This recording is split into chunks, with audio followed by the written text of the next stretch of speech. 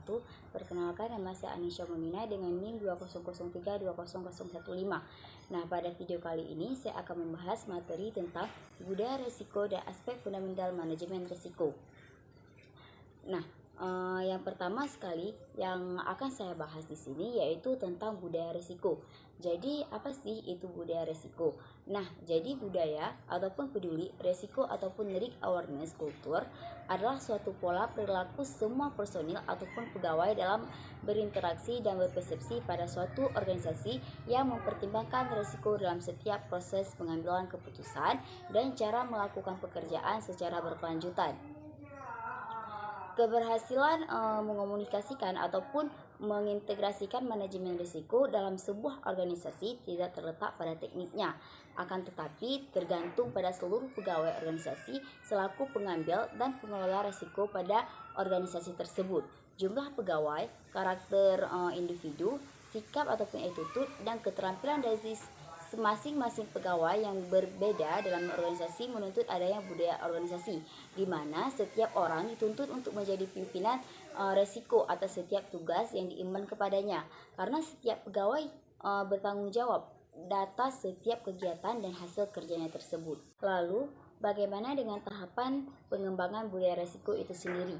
Nah, budaya resiko hendaknya dikembangkan sesuai nilai-nilai organisasi dalam melaksanakan kegiatan untuk mencapai sasaran di seluruh jajaran organisasi.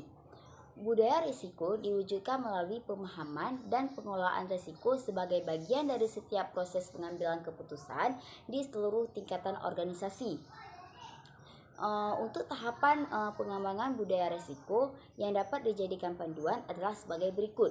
Nah, yang pertama yaitu membentuk satuan kerja manajemen risiko sebagai pusat untuk membangun dan menyebarluaskan kebijakan dan prosedur risiko ke seluruh jenjang organisasi. Yang kedua, menyusun manual kode etik. Yang ketiga, merekrut pegawai yang memiliki sikap yang baik untuk memberikan pelayanan yang terbaik. Yang keempat, menjadikan manajemen risiko sebagai syarat untuk menduduki semua posisi manajemen. Yang kelima, menerapkan sanksi bagi pelaksana ataupun pengambil risiko. Yang keenam, memberikan insentif guna mendorong pegawai dalam mengelola risiko dengan baik. Yang ketujuh, menerapkan seperangkat aturan agar pegawai tidak berani mengambil risiko yang berlebihan. Dan yang terakhir yaitu kedelapan, memasukkan penilaian kinerja pengelola risiko ke dalam proses penilaian kinerja karyawan. Selanjutnya tentang strategi pengembangan budaya peduli risiko. Nah, untuk membangun budaya peduli risiko diperlukan suatu strategi pengembangan budaya peduli risiko yang mencerminkan adanya keterpaduan langkah antara pihak manajemen ataupun pimpinan dengan unit internal auditor. Langkah-langkah penting yang harus diperhatikan dalam merumuskan strategi pengembangan budaya peduli risiko yaitu mencakup yang pertama, komitmen pemimpin untuk menciptakan suatu irama yang sama. Sebelum penerapan risk management kultur akan diimplementasikan, maka harus ada komitmen bersama dari para pemimpin eksekutif. Pemimpinlah yang menjadi pendorong dan penggerak utama untuk memulai budaya peduli risiko. Selanjutnya, pimpinan-pimpinan dan pimpinan level menengah berperan penting dalam mengomunikasikan dan mempengaruhi perilaku karyawan ataupun pegawai dalam upaya untuk mengimplementasikan manajemen risiko. Yang kedua, perlunya edukasi kepada seluruh stakeholder mengenai pentingnya melakukan manajemen risiko.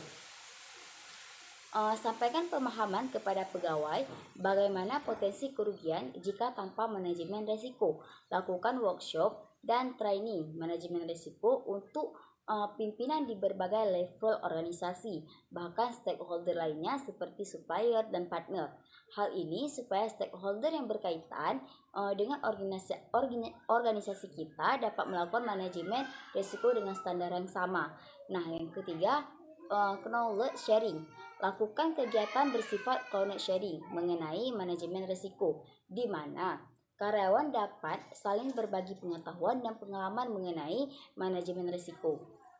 Yang keempat, kesinambungan dan konsisten.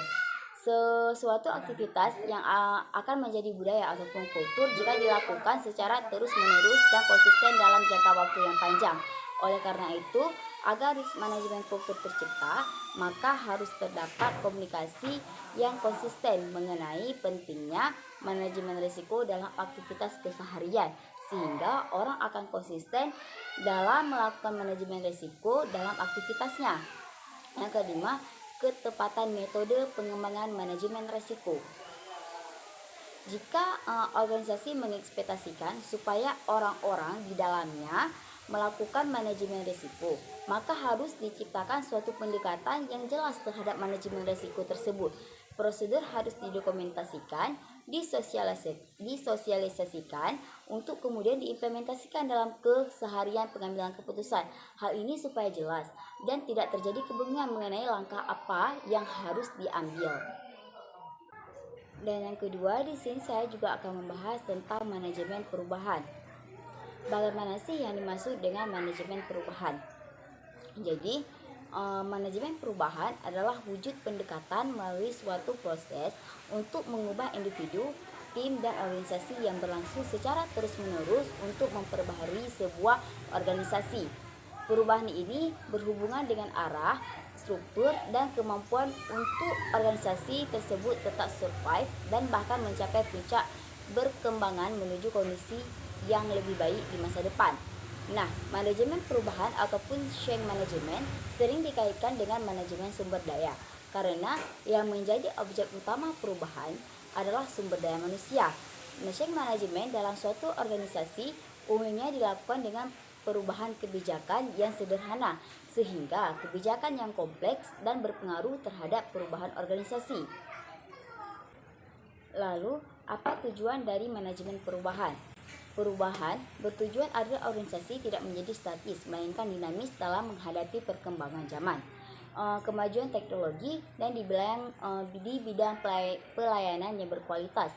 Setidaknya ada 3 tujuan manajemen perubahan yang menjadi dasar dari perlunya perubahan dalam organisasi.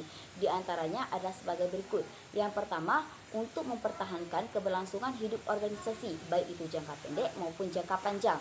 Dan yang kedua, menyesuaikan diri dengan perubahan yang terjadi di lingkungan eksternal, sikap tenaga kerja, perubahan, strategi korporasi, perubahan teknologi, dan peralatan, dan lainnya. Serta di lingkungan eksternal, yaitu perubahan pasar, peraturan, hukum, kebijakan, pemerintah, teknologi, dan lainnya. Dan yang ketiga, untuk memperbaiki efektivitas organisasi agar dapat bersaing di pasar ekonomi modern, supaya upaya ini termasuk perbaikan efektivitas tenaga kerja, perbaikan sistem dan struktur organisasi, dan implementasi strategi organisasi. Selanjutnya, saya juga akan membahas tentang tipe perubahan.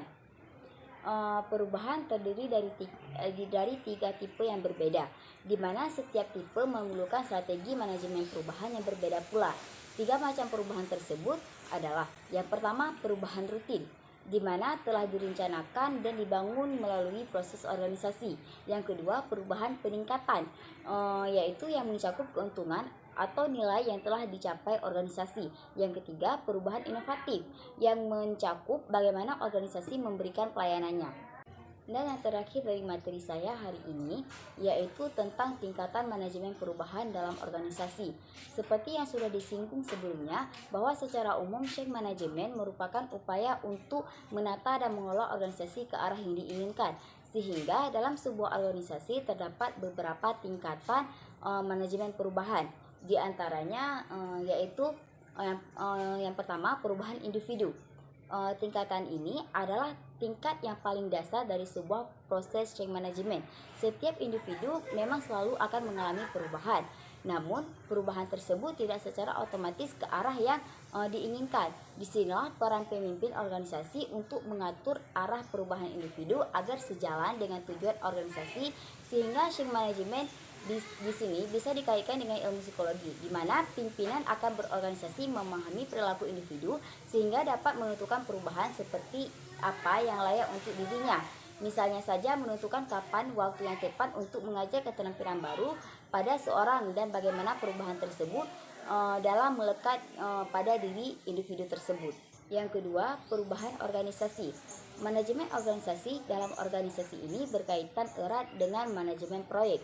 Jika manajemen proyek berguna untuk memastikan solusi dari proyek yang dirancang, maka change management berperan untuk memastikan solusi tersebut dapat bekerja secara efektif.